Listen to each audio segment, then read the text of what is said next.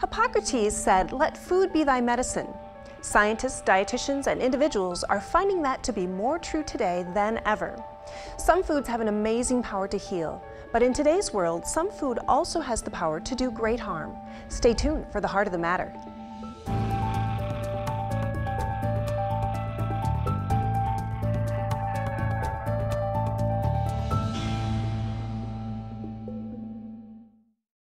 Look at any health or food advertising and you'll see plenty of claims about restorative properties of blueberries, green tea, ginger. People are becoming more attuned to the value of specific food properties. On today's program, we'll meet Christine Irvine, who has an amazing story to tell regarding how food helped to heal her son's epilepsy. In our closer look, dietitian Jen Haugen gives us the reverse perspective, what food components we should avoid that can actually harm us. Donnie Rolls has this report to start us out.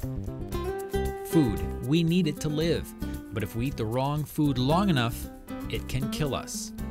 I try in general just to pick foods in the store that are healthy, so that there's no options to tempt me at home. I try to. I limit my chips and junk food intake and try to just get, I don't know, meat and potatoes. I try to buy the right foods. I try to buy closer to what its natural state was. I'm trying to keep in mind low sugar, low carb, low saturated fat. Fruit has more calories than vegetables do. Richard Johnson is the senior executive chef for the Mayo Clinic. His specialty is feeding Mayo Clinic staff and patients quality food. Most of what I do is actually training food service staff on how to prepare food, how to prepare food safely, how to prepare food that's really high quality and maintains its nutritional value well, and presenting it in ways that people are going to enjoy it. I like to have that variety of texture, color, and flavor profiles. Johnson believes that eating healthy can decrease your odds of getting cancer. I do, but I don't think it's necessarily specific foods. I think it's more of a range of foods. What I'm trying to do at my house is incorporate more plant-based foods into our diet and have those at the center, surround myself with plant-based foods. Johnson shared 3 rules of thumb when it comes to food. Number 1, choose good ingredients. Number 2, understand how to get the most flavor out of each single ingredient. And number 3, really taste your food in all of its stages so that you begin to develop an inventory of flavors that you can then rely on to make decisions later on. And let me put that brown rice in there because I'm seeing that crunch is going to be nice. Johnson says most of us have 10 or so favorite foods that we eat regularly. We need to get outside of our comfort zone just a little bit. That means many of us really limit ourselves when it comes to having foods with different flavors. Food can be an adventure as well. I can go in the grocery store or to the local farmer's market and find an ingredient that I haven't ever used before, and that's what I'm going to take home and try. And then once we do that and are successful at it, then we'll be more encouraged to try that new things. Johnson says to be healthy, you should limit your meat, salt, and sugar intake and focus on plant-based fruits and vegetables. He doesn't cite individual foods as being able to rid the body of disease, but in some cases, for people with illnesses, some specific diets have shown amazing healing powers. Thank you for that interesting report, Donnie. Today we have 2 guests in our studio to help us understand the amazing power of food to heal. Christine Irvine is a parent whose son Max was diagnosed with a rare form of epilepsy. After exploring several treatment options, her son found success and healing with the ketogenic diet. Susan Eckert, a pediatric dietitian with the Mayo Clinic, was part of Max's healthcare provider team. Welcome to the program, ladies. Thanks for being here. Thank you. All right. Susan, I'm going to start with you. There's a ton of advice out there about what we get in terms of eating healthy and eating right, but we want to really focus in on things that can help us heal, and we're going to talk about disease in particular. What are some known treatments for disease that includes food? Well, certainly the ketogenic diet can be used as a treatment for seizures, but also we recognize that with disorders like celiac disease, a gluten-free diet really is the treatment for that disorder, as well as things like diabetes, where it's food in conjunction with medications. Okay. right. And are these treatments repeatable across the population? We obviously have a success story here of a young child who was helped with this ketogenic diet. How common is that to be able to apply those principles to other individuals with similar conditions? The three situations, or the three that I mentioned, absolutely able to be applied, and in fact have been documented with scientific data that it is a reasonable approach and to treat with food. All right. Christine, we'd like you to share your story with us and just give us a little history of how did you come to find out what the issue was with Max, because you didn't know what it was right away. Right. Max was 2.5 when he had his first seizure, and you know, we were taken to the medical center in Albert Lea, and it was, you know, thought to be more of a concussion at the time. And, you know, 2 weeks later, when the seizures really started getting worse and we went to Mayo Clinic, that is when we were able to find out more specifically that he was probably starting to develop epilepsy. And from there, he was put on medications, and, you know, the medications helped for a while, and then things about a month later started to get worse. And we went to seek another opinion at a place in Minneapolis, and with that, there were some negative things told to us about where Max would go with his epilepsy, and how the life he would have would not be a very good life. And it was just, there was not a lot of hope given from that opinion. And so from there we went back to the Mayo Clinic, and we met Dr. Worrell, who he is still his current doctor. And from all the medications that were tried, and at this point we had tried 3 medications, Dr. Worrell suggested, you know, when things weren't getting any better and Max was having hundreds of seizures a day, she said, you know, maybe we should try the ketogenic diet. She would recommend that. Okay, so this actually was the recommendation of your physician. Right. Okay. It was her recommendation. We had heard of it and we had read about it, and I had talked to one other parent that really encouraged us to try it. Kind of figured it out through my sister-in-law, and so that was really, you know, what encouraged us that, you know, this is something that works. It worked for her child, and we thought we need to try this. And Dr. Worrell really thought that that would be one of the best options for Max to add in addition to the medication in the beginning. Okay. And Susan, give us a primer on what is the ketogenic diet. What are the principles of it? The ketogenic diet is a diet which is high in fat. The fat content of the diet can be as high as 95% of the total calories. Wow. By comparison, a typical diet might be somewhere between 35 and 40% of the total calories from fat. So it's a diet with large amounts of fat, to the extent that whipping cream and butter and nuts and mayonnaise are a key part of it. Okay, and Christine, what did you think when they recommended this? And you know, common health wisdom tells us limit your fats, and here they're suggesting this for your child. It was a little overwhelming. I remember talking with Susan, with Max also having food allergies on top of, you know, he's allergic to dairy and egg, and thinking, how would we do this without the whipping cream and the mayonnaise? And you know, and Susan was wonderful to work with, because she came up with ideas with coconut milk and using oil and the nuts and avocado and different things that we could use as fat supplements for Max, or fat food. And it was overwhelming at first. I remember, you know, crying, thinking, how can I give my child so much fat, you know, for his meal, and, you know, 1 or 2 bites of strawberry, and this just, you know, didn't seem normal. And you know, but when you see the results, and you see him going from being able to sit and read a book for 30 seconds, because you know, for him the medicine really changed his personality. And, you know, he would sit and read an entire book with me after like 2 or 3 days on the diet, you know, so it really was a drastic improvement right away for him. Okay. You know, yes, it really was. And how did that change how you had to prepare meals? Oh, well, preparing and getting him to eat the meals in the beginning was a struggle for a long time with him, you know.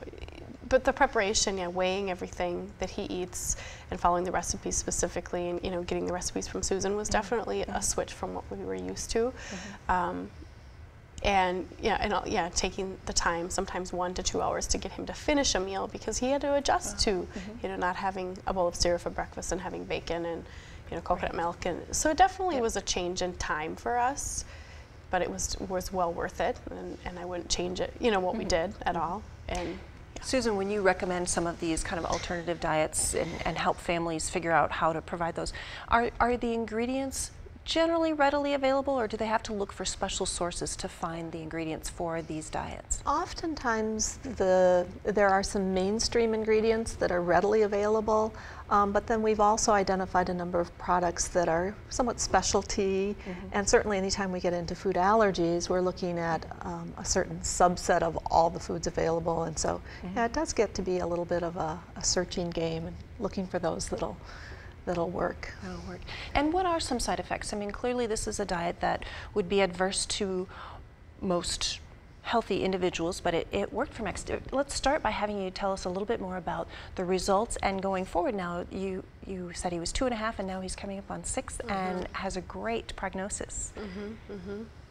Yeah, Max hasn't had a seizure now in over 2 years. It was in November 2 years ago. So for him, you know, from hundreds of seizures a day, losing so many of his, you know, his abilities to function, you know, and now, you know, if the diet has completely healed him, his EEG, which reads and scans the inside of his brain, you know, is you know, essentially normal. And so for that, we really feel blessed that the diet has done great work. Yes, it has. Yep. So it's an imbalanced diet on purpose to treat a specific condition. What are some of the concerns or things that you watch for in terms of side effects? Because it is an imbalance and the fruits and vegetables need to be limited because of their carbohydrate content, the vitamin mineral content of the diet is not adequate to support growth and development. So we supplement, and we also do regular screening through blood tests to make sure that we're supplementing to the right levels. Okay.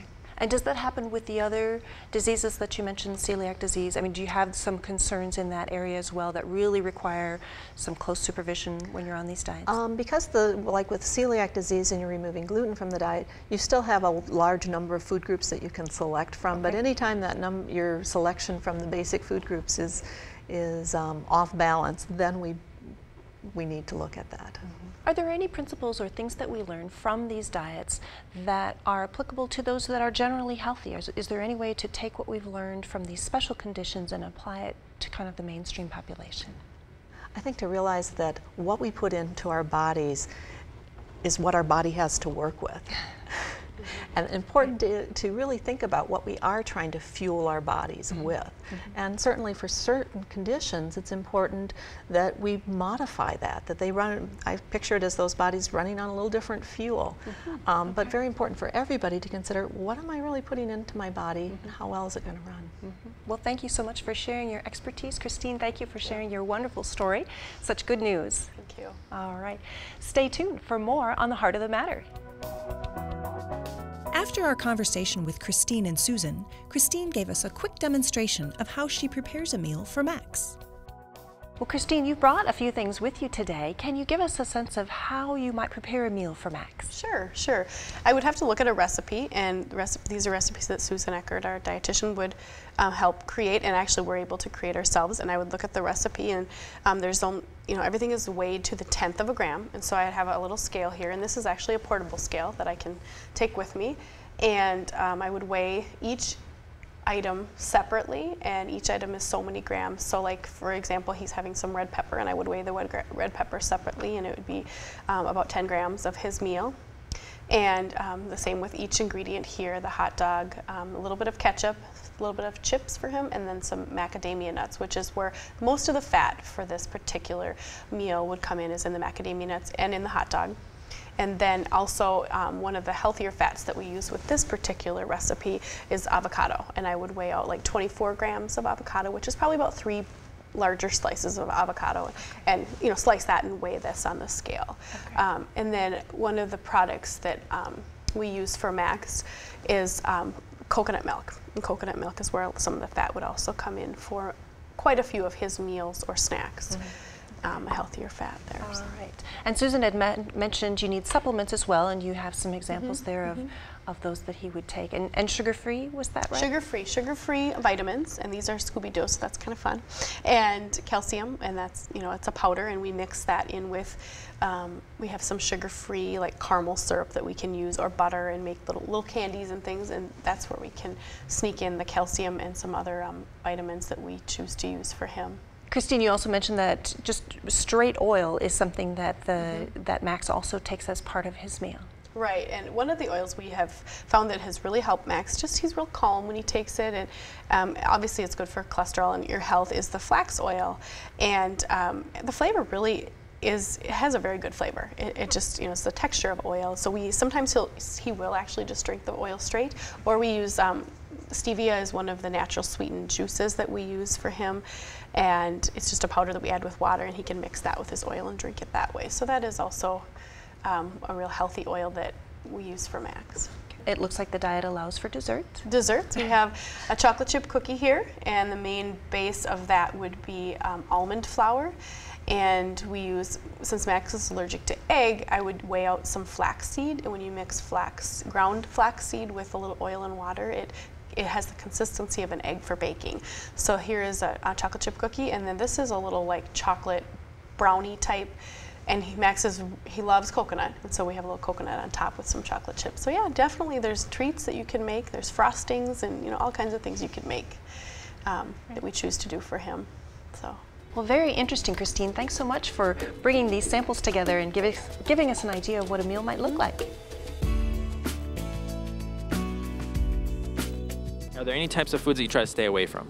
Red meat, because I just feel sluggish. The processed foods, yeah. MSG, I mean, why would you want mushrooms with MSG? Yes, I'm a 15-year diabetic who this past winter had a heart attack. So I suffer from coronary artery disease also. So, I try to be as health conscious as I can. I really have reduced red meat. I've even reduced chicken, and I'm trying to move more towards a vegetable-based diet. I've seen great improvements in my diabetic sugar numbers and in my triglyceride numbers, which is tied to saturated fat in your diet. Very, very big improvements by eating more fruits and vegetables. Area residents are generally familiar with foods that can harm our bodies. Hy-Vee dietitian Jen Haugen tells us why certain foods are harmful and what we can do to make healthier choices. Jen, thank you so much for joining us today. Our program is all about food and how it can help our bodies, but also in some cases harm our bodies. And I wanted to explore that side a little bit more with you and tell us, are there certain ways that food actually isn't good for us? Well, food in general has nutrients, and it's the certain nutrients that can be more harmful. Okay, can you give us an example of some that we should kind of be on the lookout for? Sure. One would be trans fat, okay, or excess sugar, sodium, excess saturated fat. Okay. Those would be some key ones to look for. All right. And if you have too much trans fat in your diet, what does that lead to? How would that harm your body? So trans fat actually is a leading contributor to heart disease, even more so than the cholesterol that you would eat, okay, or the saturated fat that you would eat. So there's lots of research on that. So it's something that you really want to limit, minimize, or avoid, really, at all costs. So it's going to kind of plug up your arteries. Exactly. All right. Yes, all right, cause artery clogging. And too much sugar. You mentioned too much, because there's going to be some sugar in our diet anyway. Right. There are natural sugars, and then there are added sugars. So natural sugars are in things like fruits, milks, and then certain grains. Excess sugar, which usually is tied to foods that don't have a lot of nutritional value anyway, consuming a lot of that can contribute to obesity, which then leads to higher risk for heart disease, diabetes, high blood pressure. So all it just of those kind things. of keeps rolling. Yes. Okay. Yes. All right. And saturated fat is another one that I think people have a lot of confusion about. Saturated fat, again, is that leads into the heart disease. So trans fat does, but saturated fat does as well. And so it can negatively impact your cholesterol levels. So increases your cholesterol, increases your LDL, which is your bad cholesterol. So you kind of want to make sure that you don't get too much of that as well. Okay. Does it matter how food is prepared? Sometimes you hear folks say highly processed food is not good for you. Why would that be? Well, highly processed food, it depends on what it is, but highly processed food tends to have a lot of ingredients. And so there are some things out there that maybe you can't even pronounce on the ingredient label. Sure. So in some cases, you might want to avoid that. If you can't pronounce it, do you want to have it in your body? Chemicals and things like that. But you can also balance that out and have healthier things along with the convenience types of foods too. Okay. All right. Let's take a look at some examples of things that you might find or might be on your grocery list when you're shopping. And let's start with the trans fats piece. I think there were some surprising things that we saw when we went through the store that I didn't expect to see. And really you have to become a label reader, but but something that is as common and convenient, you know, as a ready-made mix that you can make a ton of things from, has trans fat in it. Has trans fat in it. So the recommendation is to have less than 2 grams per day of trans fat. But the American Heart Association actually recommends 0. 0, okay. So you might, like this one for instance, had 1.5 grams per serving. So it's not something that you'd want to consume a lot of, and you could maybe even make your own version at home that wouldn't contain that as well. So that is the alternative, is to kind of mix those basic ingredients together to create your own kind of ready mix. Right. And I think the other thing to think about is on the label where it says trans fat, it can say 0 grams, but still legally contain 0.49 grams. And so then the next step is to look at the ingredient list to see if it has hydrogenated oil in it. And that would be the key. And is that just partially hydrogenated oil or any kind? Any hydrogenation, because it's changing the type of the fat that it is. Okay. All right, sounds good. Let's talk a little bit about sugar. Sugar can be hidden in a number of places too, which we found. And so looking at labels and ingredients in the list, fruit obviously is a natural sugar, but sometimes you need to check the label to see if there's something else in there. Give us a primer on how we might identify good fruit for our diets. So yes, fruit in general is very healthy. So what you want to look for in canned fruit specifically is to either have it in its light syrup or in a 100% juice. When it's in heavy syrup, that just means excess sugar. You could rinse that off if you choose to. And then you'd just be left with the actual fruit. So that's one way you could combat that? Yes, you could. Yes. Right. Sounds good. And sugar is also found in some things that we might not think of. We were in the bread aisle. And something like a regular loaf of white bread. Actually has sugar in it, and people don't always think of that. And sometimes even talk a little bit about high fructose corn syrup. That is a sugar that is maligned, and is that rightfully so? Well, you know, I think of it, high fructose corn syrup is similar to just adding regular sugar to a product. It's still a form of sweetener that's chemically processed, and so you're just getting excess calories from it basically, but no nutritional value. So there is a lot of hype out there about high fructose corn syrup, and I think you just have to make a personal decision on whether you want to continue to include that in your diet. But if you're going to exclude it, then sugar itself is still the same, so you kind of have to make that decision for everything. And watching labels as well, and ingredients list. Let's talk ingredients a little bit. When you mentioned trans fats, you should look for hydrogenated oil on the ingredients list. Sugar has many names. What other things should people look for? Evaporated cane juice, for instance, or brown rice syrup. Those two are more popular now because people are recognizing sugar or high fructose corn syrup, so they're trying to get an alternate version out there. So those would be things that you could look for, and especially if it's in like one of the first 3 ingredients. That means that it's pretty high up in the ingredient level. So they list them from most to least. So if it's higher up, it's going to be more in the product. And so the other thing to think about too with bread is that it will have natural sugar in it from the grain itself, but it's excess that causes the problem. And an alternative to a classic white bread is you have other kinds of breads that don't have some of those added sugars. So you just have to check on the shelf. Those are and sugar is actually needed in bread making. So there shouldn't be a lot of it in there, but there will be a small amount. Another thing, bread, that we found when we were reading labels in the store was sodium.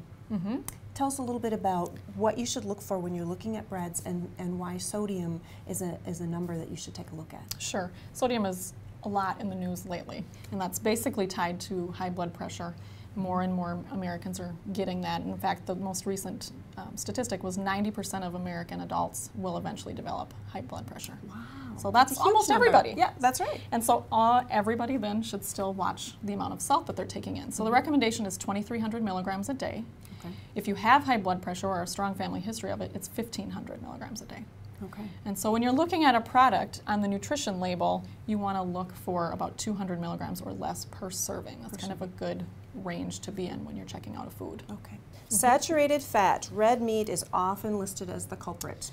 Tell us about that. So, you know, a lot of that deals with heart disease, which is the #1 killer in the United States. But the second leading cause of death is cancer. And so red meat with the saturated fat and the other compounds in the meat can contribute to both of those things. Okay. So you want to minimize that to less than 18 ounces a week is the recommendation from the American Cancer Society, as well as the American Heart Association. And when you're having it, make sure you're having something healthier with it, and also look for leaner cuts. That's also a good tip. Anything with the word loin or round in the title of the cut will be leaner. And you can also look at the marbling. If there's a lot of marbling, it's going to be fattier. Right. If there's not a lot of marbling, it's going to be leaner itself too. Okay. Let's take a look at what a plate might look like that you would recommend to folks to actually fill. And give us the proportion. I love the rule of thumb on these plates. Yes. So you could think of it as half plate healthy. Half plate healthy. Yes. Okay. So what that really means is half your plate being fruits and vegetables. Okay. So here we've got raspberries, carrots, some broccolini, or broccolette. Yeah. All right. And so the portion of that, you know, if you can get a good 2 cups of fruits and vegetables at a sitting, you're going to actually feel fuller because of all the fiber, but the calorie content of that is so low that it's going to basically make a big impact on the other foods that you won't keep going back for more of what else you have. Okay. So. All right. Then also important to have, what is it, a quarter of your plate? Yeah, a quarter of your plate is whole grain. Okay. So that could be brown rice, it could be whole grain pasta, it could be even like a sweet potato because that's more starchy. Okay. Corn, something like that as well. Okay. And then the remaining quarter is left for lean meats, which can include red meat on occasion. Oh, definitely. Would also include chicken, pork, turkey, beans, seafood, yes, all of that. And a serving of meat is about 3 to 4 ounces. Jen, thank you so much You're for helping welcome. us navigate this complicated world. Yes, thank you. To view the complete interview with dietitian Jen Haugen, visit ksmq.org and click on The Heart of the Matter. What we put in our body can have a tremendous impact on our health. Thanks to our guests for helping us better understand how to read labels and take steps to maximize our well-being. Join us Thursday, May 26th for a special one-on-one conversation with Dick Knowlton, former CEO and chairman of Hormel Foods Corporation. For Donnie Rolls, I'm your host, Stephanie Passingham. Good night from the Heart of the Matter.